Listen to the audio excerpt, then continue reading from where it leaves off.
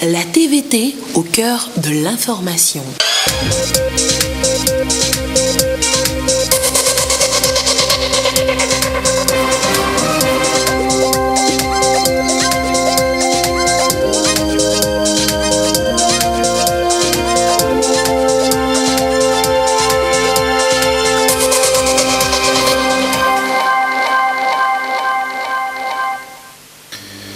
Mesdames, Messieurs, bonsoir. Bienvenue sur la télévision togolaise pour le journal du soir. Voici le sommaire. Les investisseurs britanniques invités à investir au Togo. Le chef de l'État, Faure Sozina Gnassingbé, a réitéré cette invitation à la 5e édition du débat annuel Invest Africa. Dans la foulée, le groupe Agility signe une convention avec le Togo pour la construction de parcs multiservices autour du port autonome de Lomé. Les précisions dans ce journal. 3 partis politiques et regroupements de partis retenus pour le passage dans les médias officiels pour leur message de campagne. C'est à l'issue d'un tirage au sort effectué par la HAC ce samedi.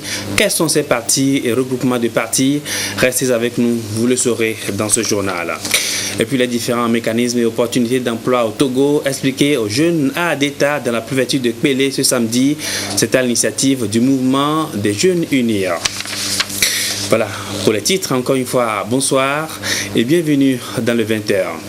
Le chef de l'État, Faure Sozina Gnassingbé, invité d'honneur à la 5e édition du débat annuel Invest Africa à Londres. Il a réitéré aux opérateurs économiques britanniques et d'ailleurs son invitation à venir investir au Togo. Ceci pour la mise en œuvre du plan national de développement PND. Le président de la République a aussi exposé devant son auditoire sa nouvelle vision d'une transformation structurelle de l'économie togolaise traduite dans ce plan quinquennal. Lucassi. Le chef de l'État, Faure Sozina Gnassingbé, à la conquête des hommes et femmes d'affaires britanniques et de la diaspora au Forum d'investissement Togo-UCA au Royaume-Uni. Objectif, susciter l'intérêt de ces derniers pour le financement du plan national de développement PND 2018-2022. Porte d'entrée de la région ouest africaine, le Togo dispose de plusieurs atouts et offre une kyrielle d'opportunités aux opérateurs économiques et potentiels investisseurs. Ces atouts se déclinent dans les grands travaux réalisés par le pays ces dernières années, notamment la construction des infrastructures routières, la modernisation de l'aéroport international Gnassingbé-Yadema et du port autonome de Lomé selon les recommandations et normes internationales. Pour parachever ces actions fortes, les plus hautes autorités ont procédé à des réformes économiques considérables pour protéger les opérateurs économiques et leur permettre de mener leurs activités en toute quiétude. Le Togo, il est petit, c'est vrai, mais il a la chance d'être idéalement placé en Afrique de l'Ouest, doté d'un port en eau profonde, le seul port en eau profonde naturel, et étant très connecté avec le reste du monde. Quand vous prenez les pays d'Afrique de l'Ouest, le Togo, par la voie maritime, est celui qui est le mieux connecté. Nous fondons sur cela. Nous avons développé un réseau routier. Nous avons investi dans un aéroport moderne pour compléter un peu le caractère de... On est obligé d'utiliser le mot anglais de hub régional, par air, par mer, mais également par terre pour les pays de l'Interland. Nous avons eu la chance d'être accompagnés par des amis du secteur privé qui ont massivement investi dans notre port et qui font de lui aujourd'hui, qui font du port de Lomé le plus important en Afrique de l'Ouest. Est-ce que nous voulons nous en contenter? Non. Nous savons très bien que nous ne pouvons pas en rester là et c'est en ayant cela à l'esprit que nous avons conçu notre plan national de développement avec pour objectif de créer des emplois pour notre jeunesse. Faire de cette jeunesse non pas une menace, mais vraiment une opportunité pour le développement du pays. C'est pourquoi ce plan national de développement est ambitieux. Quand on parle de 500 000 emplois entre 18 et 22, c'est vrai que ce n'est pas facile à réaliser. Mais nous sommes portés par une très forte volonté et par une ambition très grande. Ce PND qui est conforme à nos besoins a quand même des contraintes, celle du financement. Le plan national de développement table sur la transformation structurelle de l'économie nationale d'ici à 2022 avec une incidence sur la croissance qui devrait progresser à 7,2% en 5 ans. L'amélioration substantielle des conditions de vie des Togolais en termes de pouvoir d'achat, d'accès à l'éducation et aux soins de santé à travers la création de nouveaux emplois est aussi attendue de ce plan quinquennal. C'est ce qui justifie d'ailleurs les 65% de part de financement réservés au secteur privé dans l'implémentation du PND. Nous avons appris que le secteur privé est mieux outillé pour faire certains investissements. Donc ce que nous attendons de vous, c'est naturellement que vous veniez investir, mais surtout profiter de votre savoir-faire. Les financements intelligents, les structurations sophistiquées, ce que vous avez vu dans d'autres endroits sur cette planète, l'expérience que vous avez acquise dans d'autres pays. Nous voulons que tout cela soit mis au service du Togo. Pas seulement parce que vous aimez le Togo, mais parce que ce sera rentable. Nous savons que la compétition est forte. Il y a plusieurs endroits où vous pouvez investir. C'est pour cela que nous nous sommes engagés dans un plan de réforme pour améliorer le climat des affaires. Nous avons fait un bond de 19 places. Mais je puis vous garantir que l'année prochaine, ou le prochain classement, nous ferons encore mieux. Et nous n'arrêterons pas de monter parce que nous sommes déterminés à attirer le secteur privé. Et parce que nous sommes convaincus que le secteur privé a toute sa place dans notre économie. C'est aussi pour cela que nous avons engagé un certain nombre de réformes structurelles en privatisant un certain nombre d'unités. Nous commençons par les télécommunications, ICT, et d'autres secteurs de l'économie vont connaître le même sort, c'est-à-dire nous allons aller vers plus de privatisation. Ensuite, nous voulons aussi vous assurer, quand vous venez au Togo, vous trouverez un pays sûr, un pays stable, un gouvernement engagé et qui est à l'écoute des opérateurs économiques. Les problèmes, vous en rencontrerez, mais sachez que vous aurez toujours un gouvernement qui sera à l'écoute de vos problèmes. Quand on est en compétition avec un pays comme le Ghana, un pays comme le Nigeria, c'est une très forte motivation pour sortir de sa zone de confort, pour faire des réformes, pour aller plus, pour offrir plus. Parce que nous savons que naturellement, les gens seront portés vers ces grands pays-là. La chance que nous avons, c'est que nous sommes également un pays qui croit en l'intégration. Nous savons qu'à partir du Togo, vous allez pouvoir atteindre d'autres marchés.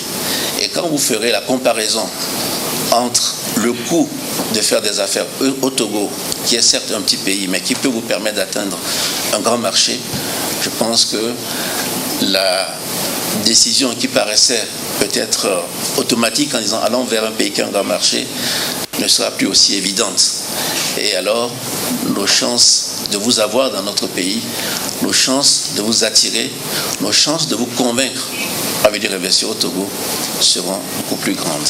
Les actions de l'État pour accompagner le secteur privé, pourvoyeur d'emplois et de richesses, sont déjà palpables sur le terrain. La dynamique de la place financière de Lomé, les réformes pour réduire les coûts et les délais de création d'entreprises, adossées à un code des impôts attractif, sont quelques-unes des preuves. Outre cette rencontre de haut niveau présidée par le chef de l'État, des séances B2B très animées ont meublé ce forum d'investissement Royaume-Uni-Togo. Des séances qui ont permis aux potentiels investisseurs de mieux cibler leur domaine d'intervention au Togo. Et voilà donc ce qu'on peut noter du sommet sur les investissements de la Grande-Bretagne au Togo. Le chef de l'État a exposé à cette tribune sa vision de transformation structurelle du Togo à travers le plan national de développement. Et bonne nouvelle pour le Togo et son plan national de développement, le PND qui reçoit déjà l'adhésion et l'accompagnement des investisseurs à Londres. Le géant coétien de logistique Agility s'engage à construire des parcs multiservices autour du port autonome de Lomé.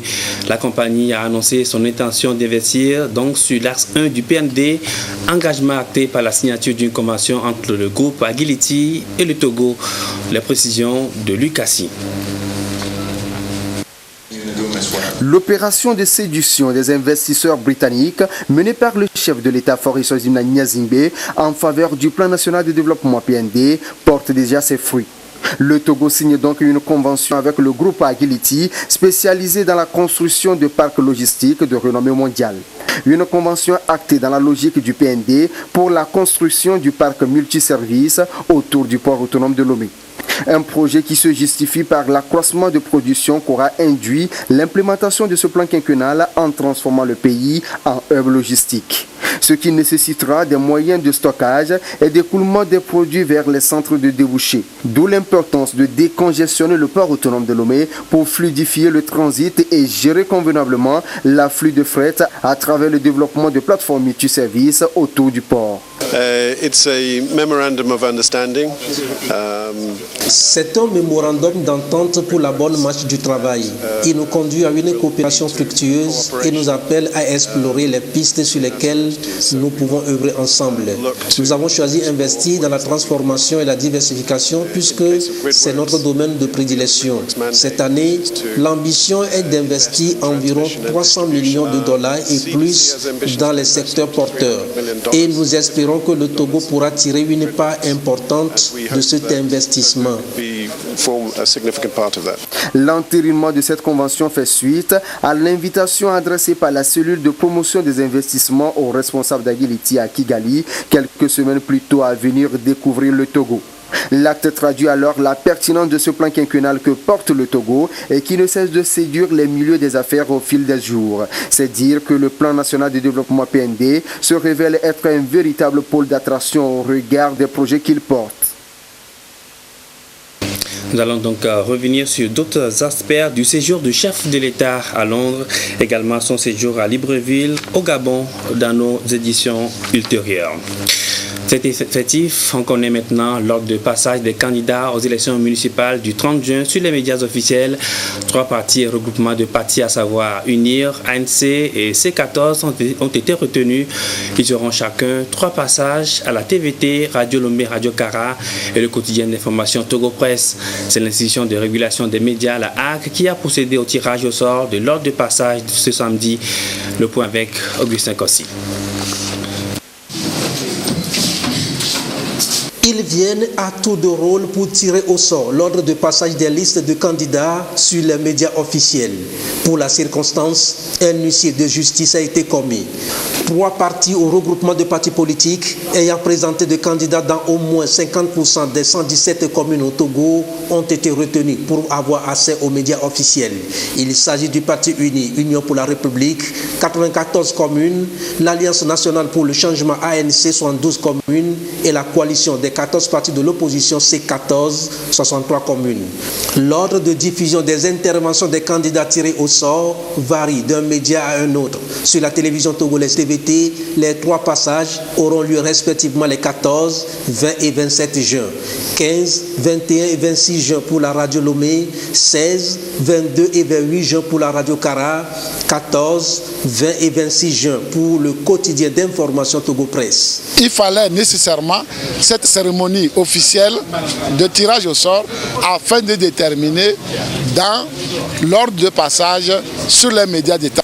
À partir de cette cérémonie, personne ne peut se sentir lésé puisque vous avez vu dans la salle, c'est par des mains innocentes des volontaires que ce tirage a pu être fait dans la pure transparence.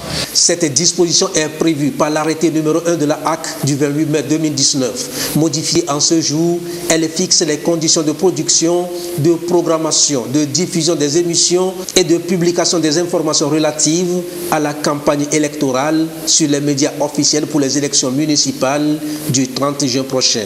L'article dispose que seuls les partis politiques, regroupements de partis politiques ou liste de candidats indépendants ayant fait acte de candidature sur 75% des communes, à raison de 88 communes, devaient passer sur les médias officiels.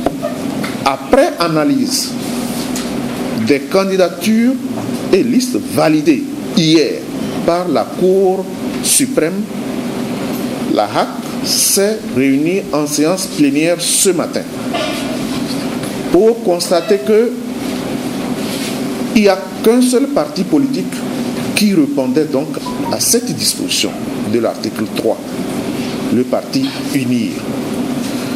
Nous avons donc revu à la baisse. C'est plutôt au moins 50% des 117 communes devaient donc passer sur les médias officiels.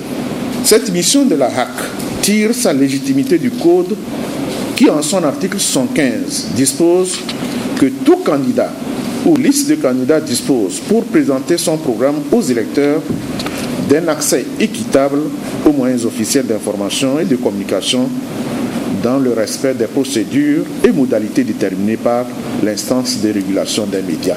La durée des émissions radiodiffusées ou télévisées est fixée en application des critères définis à l'article 13 du présent arrêté, à savoir 3 interventions de 5 minutes maximum. Au même moment, il est réservé aux candidats dans le quotidien national Togo Presse pour la publication de leur programme, profession de foi ou message, 3 publications d'une demi-page. Vous êtes instamment invité à communiquer à la HAC avec ampliation au ministère en charge de la communication les noms de vos représentants, habilités à effectuer en votre nom les différentes formalités auprès de l'instance de régulation des médias. 2.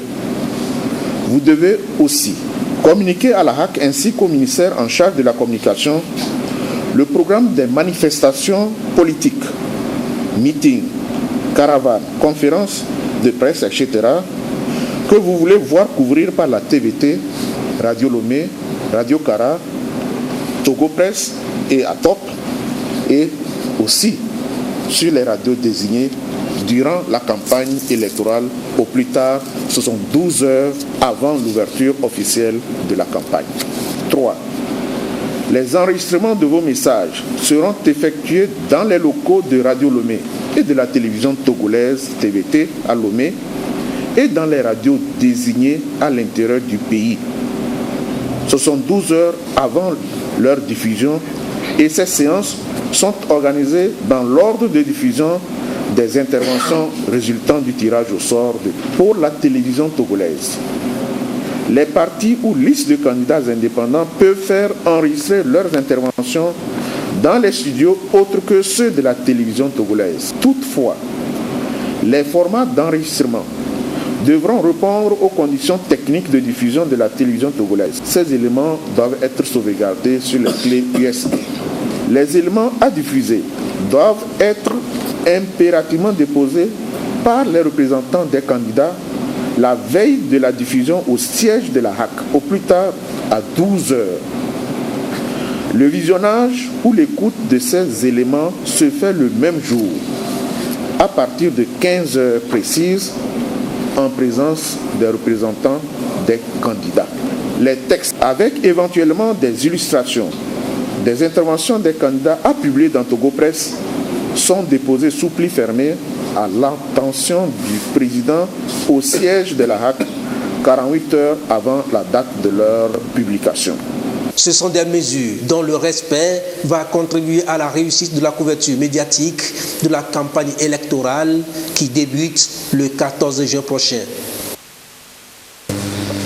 Et voici la décision numéro 08 portant ordre et date de diffusion ou parution des messages des candidats aux élections des conseillers municipaux du 30 juin 2009 sur les médias officiels. Premier passage TVT, vendredi 14 juin 2019, 1 C14, 2 UNIR, 3 ANC. Deuxième passage TVT, jeudi 20 juin 2019. 1 UNIR, 2 ANC, 3 C14. Troisième passage TVT, jeudi 27 juin 2019, 1 C14, 2 ANC, 3 UNIR.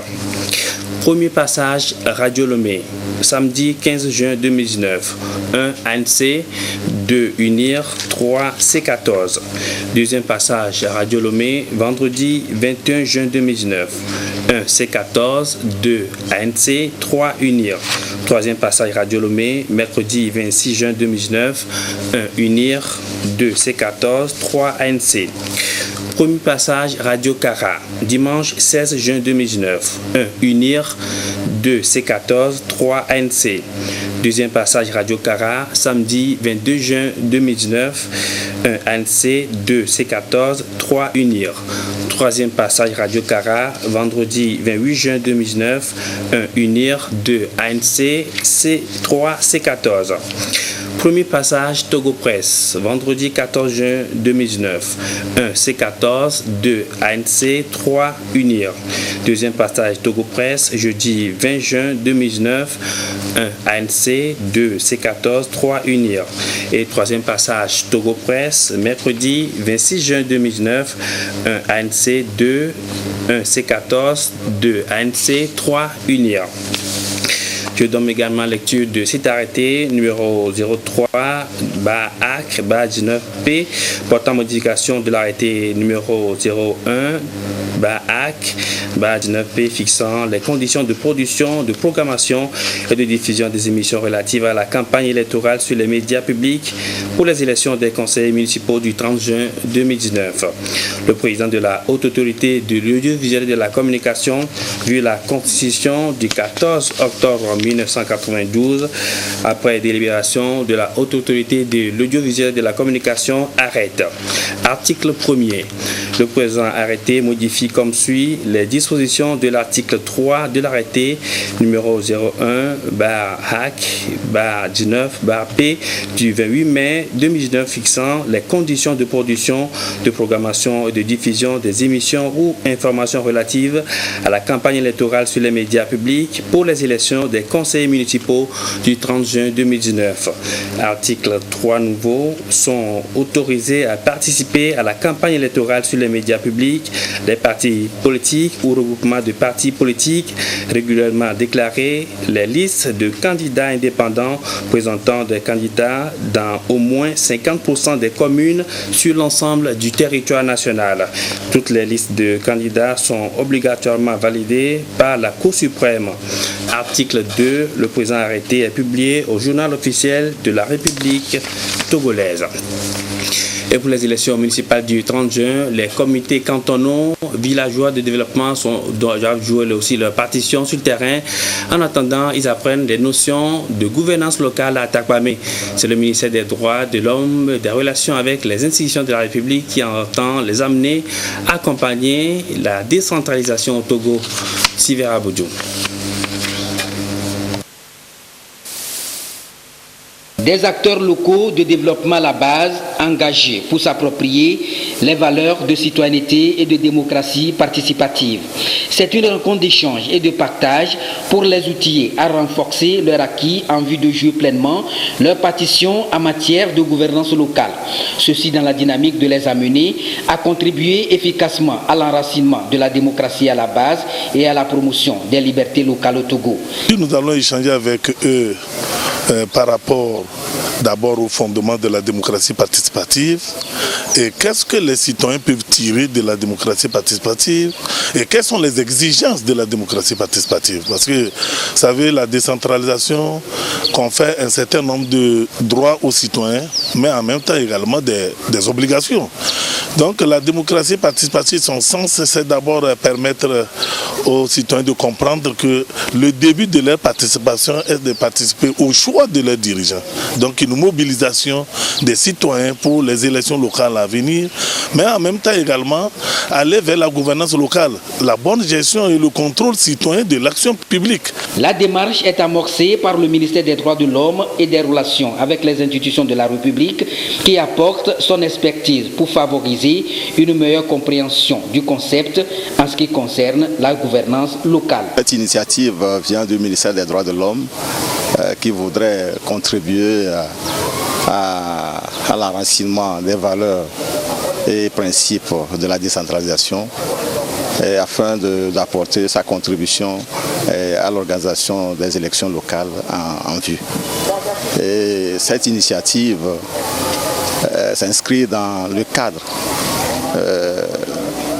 de l'action gouvernementale qui voudrait aujourd'hui faire en sorte qu'il y ait la mise en place des organes élus au niveau local pour imprimer le développement local. La formation se déroule autour de la thématique participation citoyenne et gouvernance locale, un thème très évocateur pour faire comprendre aux acteurs les enjeux pour une véritable consolidation de la démocratie au Togo. On l'évoquait à l'instant, la mise en œuvre du PND, ça concerne tous les secteurs d'activité. Les femmes du domaine maritime sont prêtes à y apporter leur contribution. Le Haut Conseil pour la mer et ses partenaires ont sensibilisé ces femmes sur les bonnes pratiques de pêche afin de protéger les mers et les océans. Sonia Menyekbo. Selon une enquête réalisée par la FAO, en 2017, la production halieutique au Togo emploie 22 000 personnes, dont 12 000 femmes avec pour spécialité la commercialisation et la transformation du poisson. Et le thème genre et océan retenu pour la célébration de la journée des océans, édition 2019 au Togo, illustre bien le rôle combien important que joue la femme dans ce secteur. Leur contribution à tous les échelons s'avère donc nécessaire dans la réussite du plan national de développement PND 2018-2022. En tant que femme dans le secteur maritime, je pense que la femme a un grand rôle à jouer dans le PND. Ça doit passer surtout par l'autonomisation de la femme, parce que la femme est déjà présente dans ce secteur-là. Ça doit aussi passer par l'information de la femme. La femme doit avoir l'opportunité de beaucoup plus se former pour pouvoir répondre de façon compétente aux attentes pour le PND.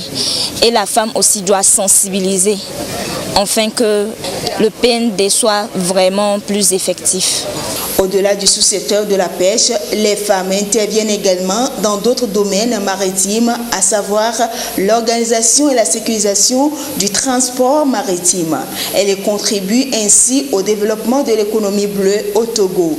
Nous avons les aides à la navigation qui permettent d'orienter le marin dans ses manœuvres, assurer la protection de l'environnement par la sensibilisation des acteurs tels que ceux de la pêche et favoriser également le commerce par le développement des infrastructures.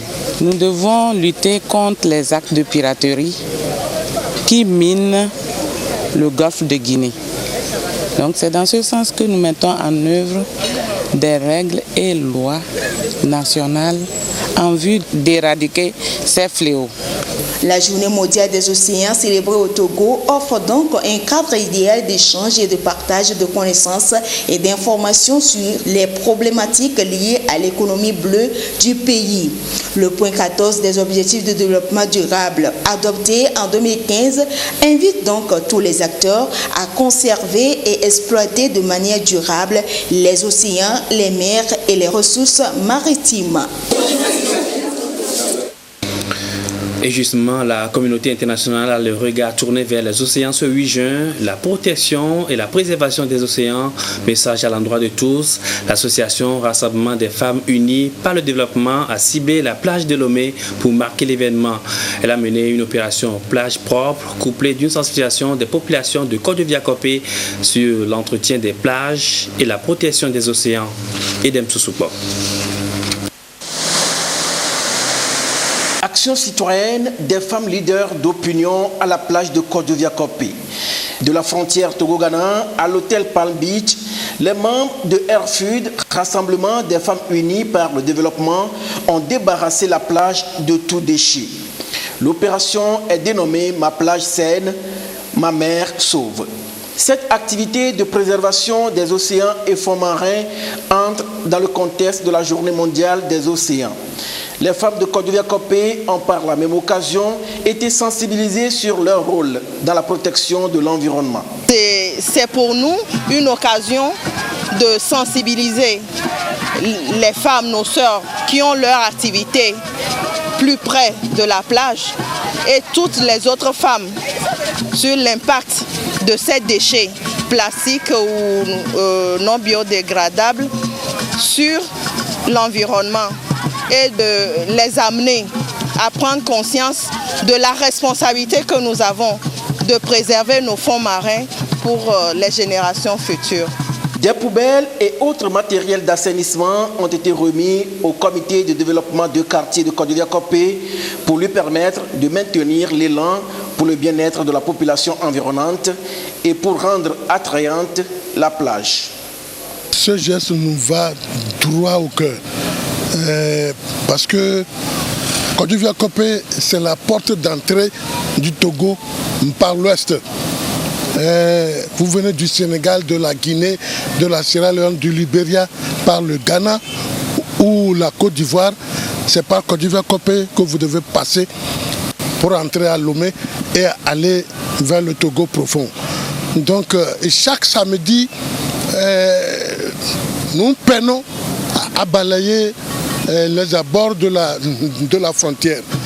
Mais il se fait que nous manquons suffisamment de matériel.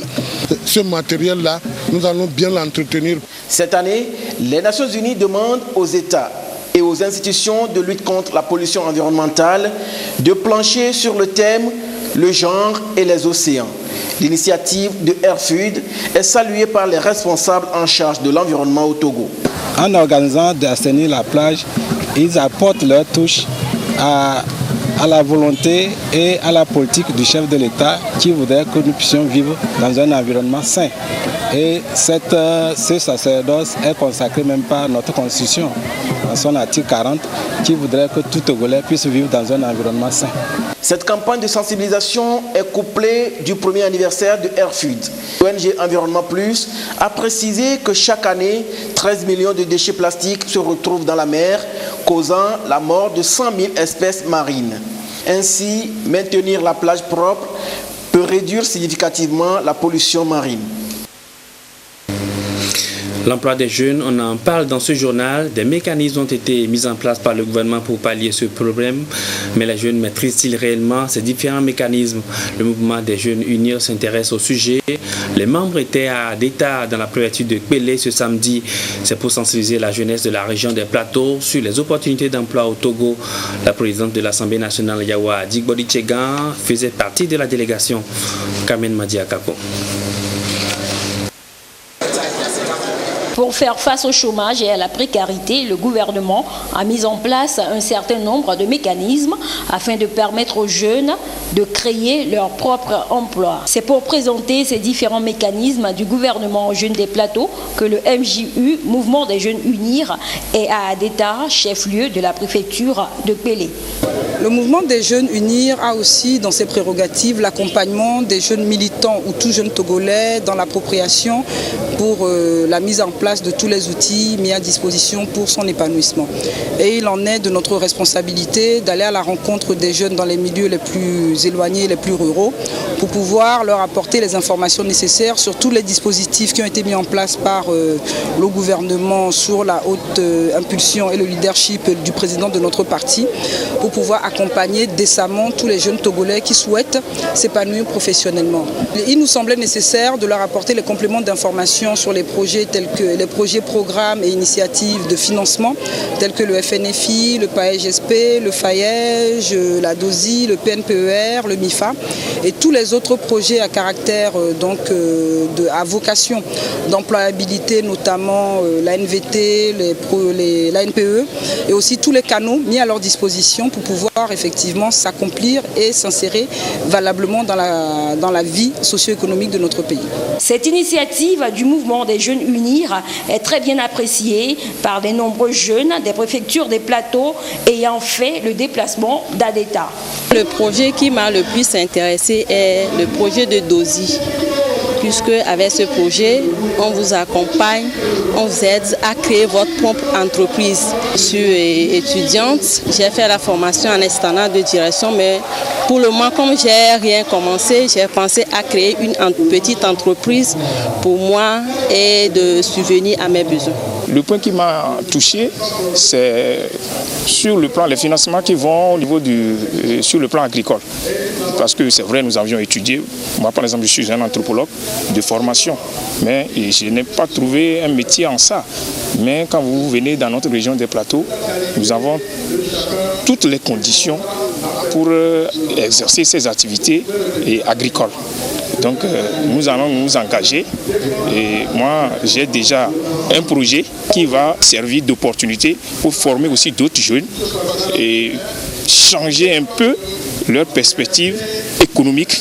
La présidente de l'Assemblée nationale, Yawa Djiboni Tchegan, présente à cette rencontre, a réitéré à ces jeunes la volonté du chef de l'État, président du parti Union pour la République UNIR, de faire de la jeunesse un levier de développement.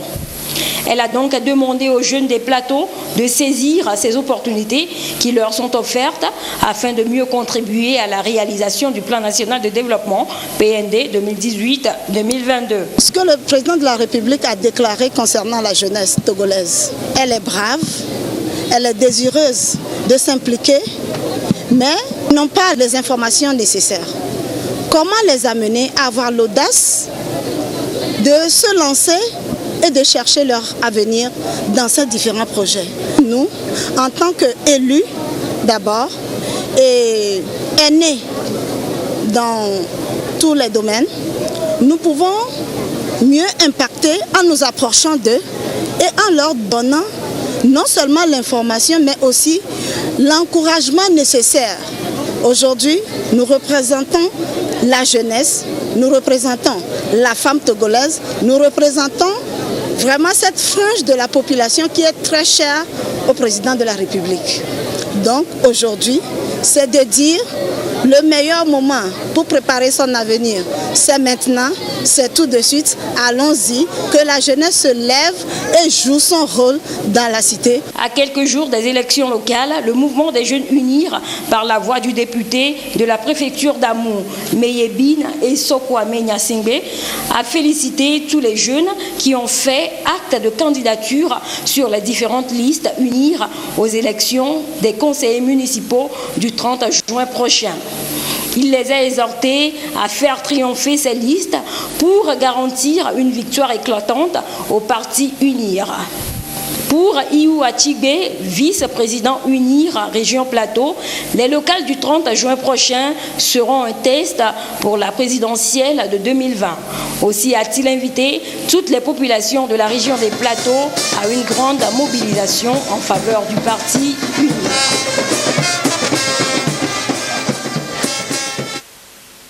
Du soulagement chez les populations de Ndjeyi dans la préfecture de la Bina. Un nouveau bâtiment scolaire vient d'être construit au collège d'enseignement général de la localité.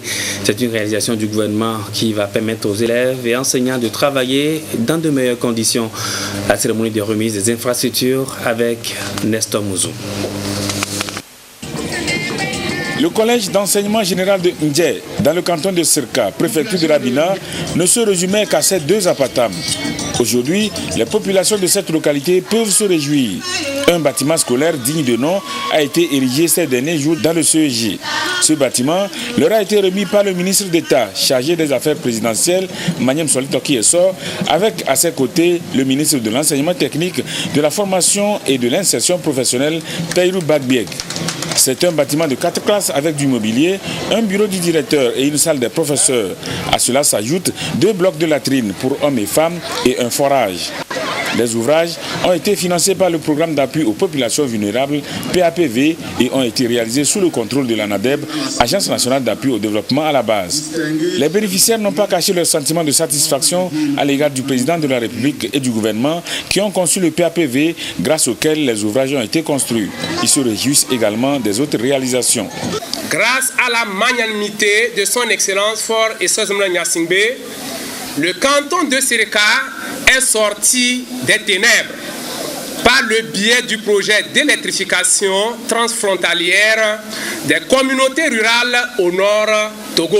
Sur le plan sanitaire, la construction de l'ISP de Ndjeyi et du nouveau CMS de Sirka pour la prise en charge des malades et l'amélioration de la santé de reproduction vient allonger la liste des réalisations du chef de l'État. On peut citer également la réhabilitation de la route Sirka-Ketao, dont les travaux sont en cours d'exécution. Qu'il me soit donc permis de rendre un vibrant hommage à son Excellence Fort et Sozumla Nyasingbe, président de la République et le gouvernement pour les multiples actions menées partout dans nos communautés en vue d'assurer le bien-être et l'épanouissement de la population, surtout à la base. Les ouvrages qui sont mis à la disposition des élèves et des enseignants de Ndjé répondent à un souci du gouvernement, celui d'améliorer la qualité des conditions d'études des apprenants et la qualité de l'enseignement. J'ose croire que ces nouvelles salles de classe, construites en matériaux définitifs, constituent le gage d'un travail assidu et régulier, synonyme d'achèvement d'un programme d'amélioration des résultats scolaires. C'est le lieu de vous appeler à soutenir le gouvernement sous la conduite éclairée de son Excellence, M. Faure Essor-Dimina Nyasingbe, dans la mise en œuvre du plan national de développement pour l'émergence de notre nation togolaise à l'horizon 2030. Pour la construction du bâtiment et son équipement, pour le forage muni du système photovoltaïque et pour les 2 blocs de latrines, le PAPV a dépensé 51 468 000 francs CFA. Et avant de refermer cette édition, je vous donne lecture de ces communiqués. D'abord, ce communiqué de la CENI. Le président de la Commission électorale nationale indépendante CENI porte à la connaissance des candidats en tête de liste des partis politiques, regroupement de partis politiques et des candidats indépendants en liste pour les élections municipales du 30 juin prochain que, conformément à l'ordonnance numéro 06 du 7 juin 2019 de la Cour suprême, le paiement du cautionnement se poursuit dans toutes les CELI sur l'ensemble du territoire national jusqu'à dimanche 9 juin 2019 à 18h. Le président de la CENI demande aux différents présidents de commissions électorales locales indépendantes CELI de prendre toutes les dispositions pour faciliter cette opération aux différents candidats. La haute autorité de l'audiovisuel de la communication AC invite les responsables des partis politiques et les têtes de liste des candidats indépendants dont les listes ont été validées par la Cour suprême pour les élections des conseils municipaux du 30 juin 2019 à lui communiquer ainsi qu'au ministère chargé de la communication conformément à l'alinéa 2 de l'article 5 de l'arrêté fixant les conditions de production, de programmation, de diffusion, des émissions et de publication des informations relatives à la campagne électorale sur les médias officiels pour les élections des conseils municipaux, leur programme de manifestations politiques, de meetings, caravanes, conférences de presse qu'ils veulent voir couvrir par la TVT, Radio Lomé, Radio Cara, Togo Presse et Atop au plus tard 72 heures avant l'ouverture officielle de la campagne. La HAC compte sur la collaboration des différentes formations politiques et candidats indépendants pour une bonne régulation des médias en cette période de campagne électorale.